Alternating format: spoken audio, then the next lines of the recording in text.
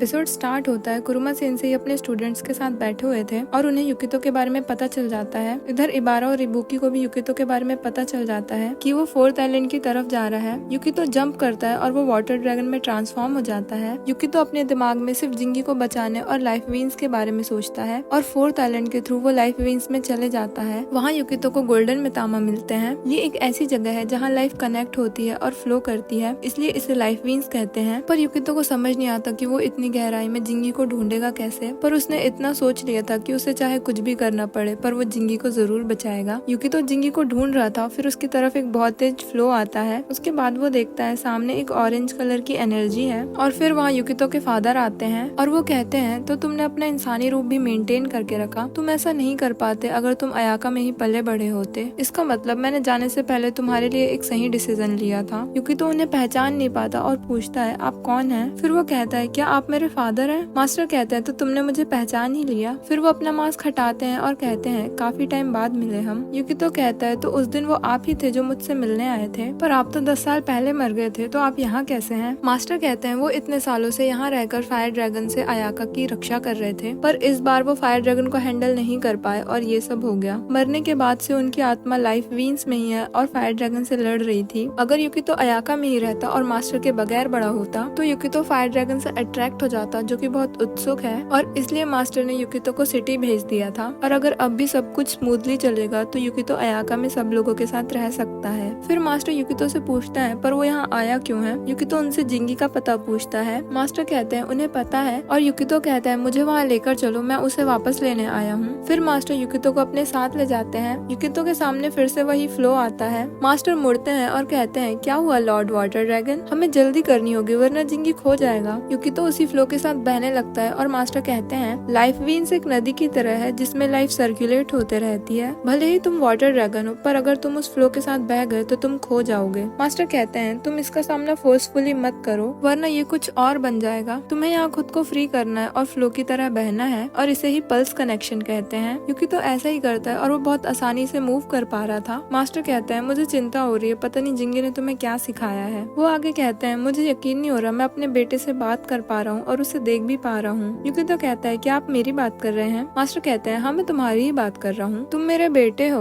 वो आगे कहते हैं कि उन्हें जल्दी जाना होगा क्योंकि मास्टर ने जिंगी की सोल को थोड़े टाइम के लिए प्रोटेक्ट करके रखा है मैजिक से, पर उनका मैजिक कभी भी खत्म हो सकता है। सीन चेंज होता है। कुरुमा सेंसेई अपने स्टूडेंट्स के साथ 4th आइलैंड पहुँचते हैं। याको कहता है फायर ड्रैगन तो शांत है पर यहाँ की सिचुएशन ठीक नहीं है। फिर उन्हें एक अरामितामा मिलता है जो कि उन्हीं की तरफ आ रहा था। इतने में वहाँ इबुकी और इबारा पहुँचते हैं और इबुकी उस अरामितामा को गन से मार के गिरा देता है। इबारा पूछती है तुम्हारे मास्टर क्या कर रहे हैं? चातोरो कहता है उसे भी नहीं पता, पर ये एक इम्पोर्टेंट सेरेमनी है और ये युकितो से रिलेटेड ही है। उन्हें पता चल गया था कि युकितो वाटर ड्रैगन में ट्रांसफॉर्म हुआ है और वो लाइफ वीन्स के अंदर गया है और अब तक वो वापस नहीं आया। और मोमोको ने उन्हें बताया कि वो जिंगी को बचाने गया है क्योंकि जिंगी की आत्मा अभी भी लाइफ वीन्स में है। इबुकी कहता है भले ही युकितो वाटर ड्रैगन है पर उसका ऐसा करना बहुत खतरनाक है और उसे तो ये भी नहीं पता कि वो वापस कैसे आएगा। कुरुमा सेंसेई कहते हैं एक शिप के साथ कभी भी दुर्घटना हो सकती है और वो डूब सकता है अगर उसके कैप्टन को कुछ जरूरी चीजें नहीं आती तो। इबुकी कहता है वो अभी ही वाटर ड्रैगन बना है और उसे नहीं पता कि ये कितना खतरनाक है, इसलिए वो बिना सोचे समझे कूद गया। फिर वहाँ बहुत सारे अरामितामा आ जाते हैं। सीन चेंज होता है। जिंगी डूब रहा था और वो चिल्ला रहा था युकितो मुझे बचाओ। फिर वहाँ युकितो आता है और जिंगी को बचा लेता है। जिंगी कहता है तुम सच में मुझे बचाने आ गए? युकितो कहता है तुमने खुद को सैक्रिफाइस किया और एक बार भी नहीं सोचा मुझे और बाकी सबको कैसा लगेगा? जिंगी कहता है मेरे पास और कोई रास्ता नहीं था। फिर मास्टर जिंगी के सर में पंच करते हैं और उसे स्टूपिड कहते हैं। जिंगी कहता है मास्टर आप यहाँ कैसे? मास्टर कहता है मैंने तुम्हें क्या कहा था, तुम्हें उस टेक्निक को तब यूज करना है जब सिचुएशन सबसे ज्यादा बुरी हो जाए और तुम्हारे पास ड्रैगन को जगाने का और कोई रास्ता ना बचे। जिंगी कहता है सिचुएशन सच में बहुत बुरी थी। मास्टर कहता है मैंने मरने से पहले कहा था जब तक युकितो 15 साल का ना हो जाए उसे अयाका मत आने देना, वरना अयाका आइलैंड को बहुत कुछ झेलना पड़ता, और तुम लोगों ने इस बात को माना। और अगर युकितो टाइम पे वाटर ड्रैगन नहीं बनता तो भी बहुत बुरा होता। जिंगी कहता है युकितो उसे बचाने आया पर अब उन्हें क्या करना है? मास्टर कहता है तुम्हें भगवान पे भरोसा रखना है और जिंदा रहने के लिए लड़ना है क्योंकि तुम इस दुनिया को प्रोटेक्ट करना चाहते हो। फिर युकितो जिंगी से कहता है क्या तुम सबके पास वापस नहीं जाना चाहते? जिंगी कहता है अगर उसे यहाँ लाइफ वीन्स में रहना पड़े तो इससे अच्छा है कि वो वापस चले जाए और अपने दोस्तों के साथ बातें करे, कुरुमा सेंसेई से पैसे ले, सोए और फिश खाए। युकितो कहता है तुम्हारे पास कोई सीरियस मोटिव नहीं है? जिंगी कहता है तुम्हें उससे क्या, मुझे अभी और एंजॉय करना है और चलो जल्दी वापस चलते हैं। युकितो कहता है पर उसे नहीं पता अयाका किस डायरेक्शन में है, पर डैड को पता होगा। मास्टर कहते हैं जब युकितो ने लाइफ वीन्स में जंप किया था तब उसने मास्टर की सील तोड़ दी थी और इसकी वजह से उन्हें भी नहीं पता कि अयाका कहाँ है। जिंगी युकितो पे चिल्लाने लगता है और कहता है तुमने ये क्या किया। युकितो कहता है मैं यहाँ तुम्हें बचाने आया हूँ। फिर मास्टर उन्हें चुप कराते हैं, पर जिंगी फिर मास्टर से बहस करने लगता है। युकितो जिंगी को शांत रहने के लिए कहता है और उसे डायरेक्शन का पता चल जाता है। फिर युकितो जिंगी का हाथ पकड़ के उसे अपने साथ ले जाने लगता है। जिंगी उस टाइम को याद करने लगता है जब वो लोग छोटे थे और 4th आइलैंड का वोल्केनो फटा था। उस टाइम जिंगी युकितो का हाथ पकड़ के उसे ले जा रहा था, पर अब युकितो जिंगी को लेकर जा रहा है। युकितो एक लाइट दिखती है और वो उसे ही फॉलो कर रहा था। फिर वो उसे अपने हाथ में पकड़ता है और देखता है वो कुरुमा सेंसेई की भेजी हुई एक पेपर डॉल थी। कुरुमा सेंसेई सबको बताते हैं कि उन्हें युकितो और जिंगी मिल गए। इबारा कहती है युकितो मैं तुम्हारा इंतजार कर रही हूँ। मास्टर कहते हैं ये लोग हमेशा अपने छोटे भाइयों का साथ देते हैं। फिर मास्टर जिंगी और युकितो के पास जाते हैं और जिंगी से कहते हैं तुमने बहुत अच्छा किया। फिर उन्हें धक्का देके गुड बाय कह देते हैं। जिंगी कहता है मास्टर क्या आप नहीं चलेंगे हमारे साथ। मास्टर कहते हैं मैं यहाँ बहुत टाइम से हूँ और अब मुझे यहीं रहना होगा और मुझे यहाँ रहकर फायर ड्रैगन का ध्यान रखना होगा। मुझे बहुत खुशी है कि मैं अपने बेटे से बात कर पाया और तुम अपने इमेच्योर बड़े भाइयों का ध्यान रखना। युकितो अपने डैड की तरफ जाने लगता है पर जिंगी उसे रोक लेता है। युकितो कहता है डैड मैं आपसे किसी और दिन मिलूंगा। इधर आका और हारू युकितो और जिंगी को वापस लाने के लिए तैयार थे। इबुकी एक पानी जैसी जगह पर अपना हाथ डालता है और वो युकितो का हाथ पकड़ लेता है। इबुकी कहता है इस बार मैं तुम्हें जरूर बचा लूंगा और वो अपने मास्टर के बारे में सोच रहा था, पर अचानक से उन दोनों का हाथ छूट जाता है और युकितो को आवाज आती है क्या तुम जा रहे हो। युकितो कहता है क्या तुम फायर ड्रैगन हो। सामने से आवाज आती है हाँ। युकितो कहता है मैं अब इसी आइलैंड में रहता हूँ और मैं वापस जरूर आऊंगा क्योंकि मैं वाटर ड्रैगन हूँ। फिर वो रिप्लाई करती है मैं तुम्हारा इंतजार करूंगी। युकितो उसे थैंक यू कहता है और फिर वो इबुकी का हाथ पकड़ लेता है और इबुकी उन्हें बाहर खींच लेता है। युकितो की आंख खुलती है और चातारो उससे कहता है तुम पागल हो जो तुम लाइफ वीन्स में कूद गए, हमें तुम्हारी चिंता हो रही थी। इबारा कहती है भले ही तुम वाटर ड्रैगन हो